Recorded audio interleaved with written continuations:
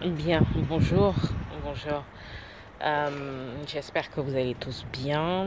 Je suis à l'extérieur pour faire quelques courses.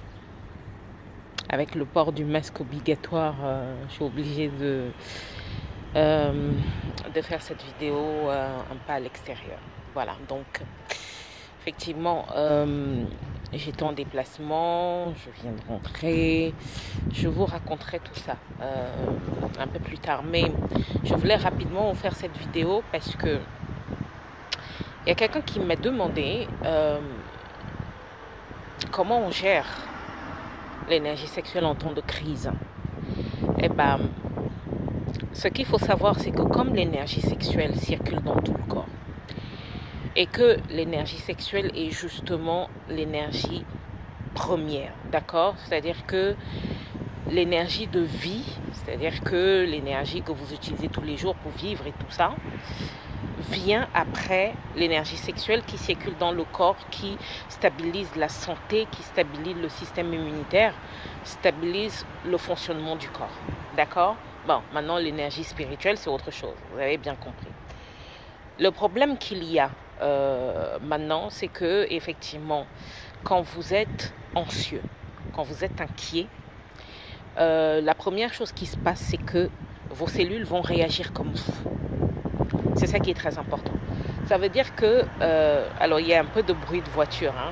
Vos cellules vont réagir comme vous, elles vont se rabougrir, en fait, simplement. Elles vont se rabougrir, elles vont se rapetisser, elles vont être dans l'inquiétude, dans la peur, dans tout le reste. Et elles vont commencer à être dans un système de sécurité contradictoire. C'est-à-dire que elles vont se comporter effectivement comme si elles ne peuvent pas continuer leur fonctionnement normal, c'est-à-dire se développer avec joie, avec bonheur et tout le reste. C'est pour ça que je précise toujours. On peut prendre toutes les mesures qu'on veut, on peut vous prévenir, on peut essayer de vous soigner, on peut essayer de faire beaucoup de choses. Mais ce qu'il faut bien comprendre, ce qu'il faut savoir, c'est que si psychologiquement, d'accord, si psychologiquement et mentalement, ça ne va pas arranger les choses du tout, d'accord? Ça n'arrangera pas du tout les choses. Au contraire, ça risque d'aggraver certaines choses et vous n'allez pas pouvoir régler le problème. Donc, je dis toujours, au niveau du mental, au niveau de la structure de votre mental surtout, de comment vous percevez la vie, les choses évoluent en fonction de ça. Donc vous comprenez très bien que si les cellules ne se comportent plus normalement, le système immunitaire ne se comportera pas normalement. Vous allez vous retrouver dans des situations où votre corps va tellement se comporter bizarrement que laisser tomber la libido et tout le reste, ça ne marchera pas, ça donnera aucun résultat, ça ira pas. Donc, l'énergie sexuelle est une énergie qui,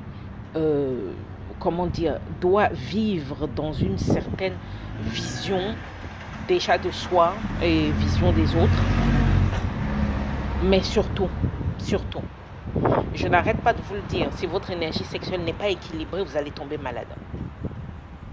Ça, c'est très important. Donc, pour certaines personnes, effectivement, la sexualité va être le premier effet. Chez un homme, par exemple, vous savez, les problèmes de libido, parfois problèmes d'érection, de panne passagère, peut-être, mais voilà. Chez les femmes, bah oui, l'anxiété, hein, vous savez, mauvaise humeur et tout le reste, problème au niveau sexuel aussi, pas très envie, bref. Donc, je crois que justement, c'est en ce moment qu'il est important de chercher comment équilibrer son énergie sexuelle. Et voilà, c'est le plus important. Voilà. Ben écoutez, c'était assez rapide. Je vous fais de gros bisous. Je vous dis À bientôt, avec plaisir. Voilà, donc j'avance vers là où je suis censée aller. Je vais bientôt mettre mon masque. Donc,